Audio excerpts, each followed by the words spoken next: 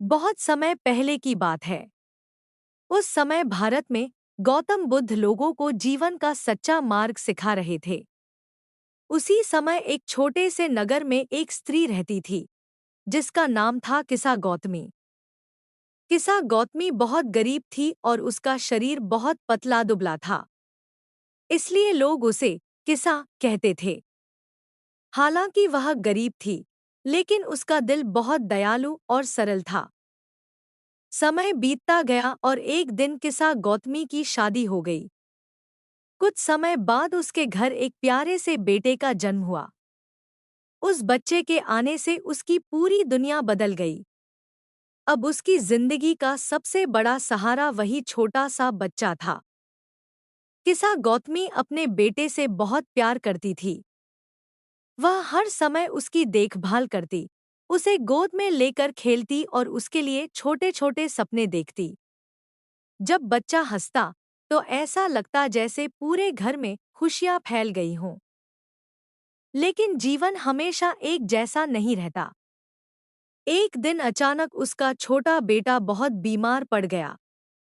किसा गौतमी बहुत घबरा गई। वह उसे ठीक कराने के लिए इधर-उधर भागने लगी। उसने वैद्य को बुलाया, जड़ी बूटियां दी, हर संभव कोशिश की। लेकिन दुर्भाग्य से उस छोटे बच्चे की तबीयत और बिगड़ती गई।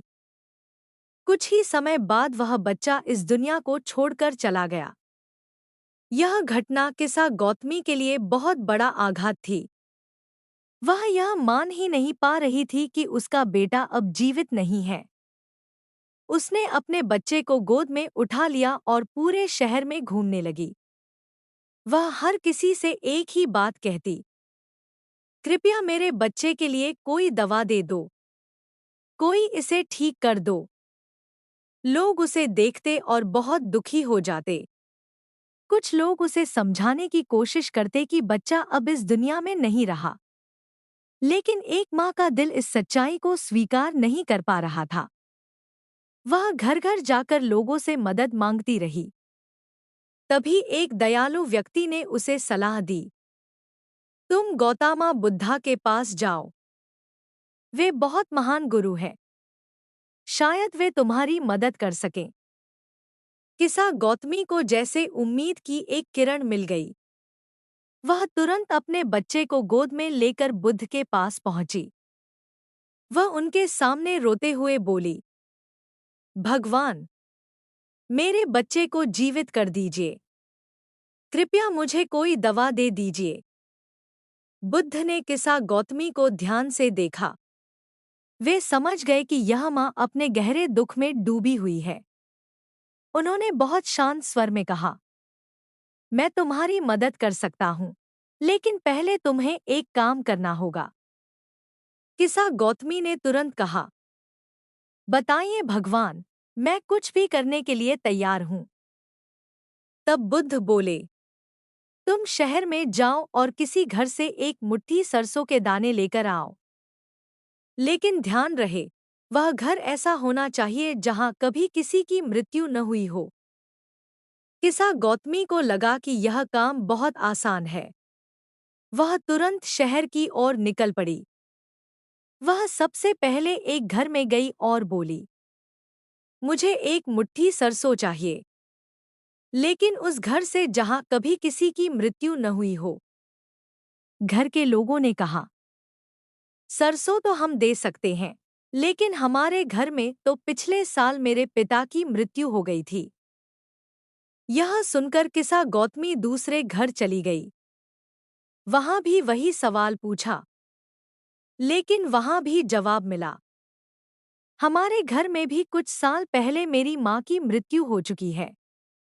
किसा गौतमी तीसरे घर गई, फिर चौथे, फिर पांचवें।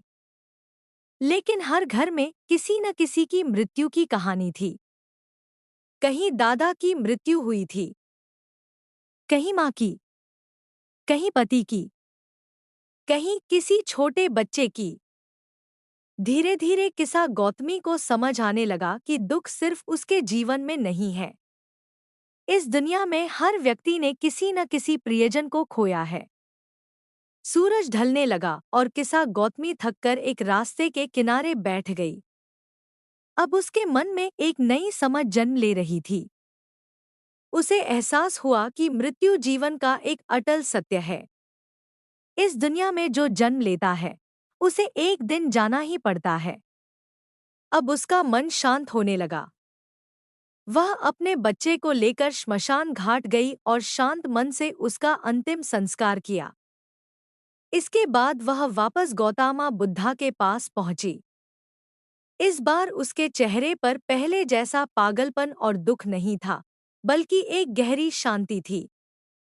वह बुद्ध के सामने झुककर बोली, भगवान, अब मुझे समझ आ गया है।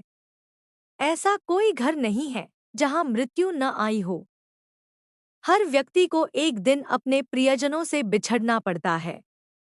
बुद्ध मुस्कुराए और बोले, जिस तरह एक दीपक की लौ जलती है और फिर बुझ जाती है, उसी तरह जीवन भी एक दिन समाप्त हो जाता है। यही संसार का नियम है। किसा गौतमी ने उस दिन जीवन का सबसे बड़ा सत्य समझ लिया। उसने बुद्ध से शिक्षा लेने का निर्णय लिया और आगे चलकर उनकी शिष्या बन गई। धीरे धीरे उसने ध्यान और साधना के माध्यम से अपने दुख को पूरी तरह छोड़ दिया। समय के साथ वह एक महान साध्वी बन गई और उसने कई लोगों को जीवन का सही मार्ग दिखाया।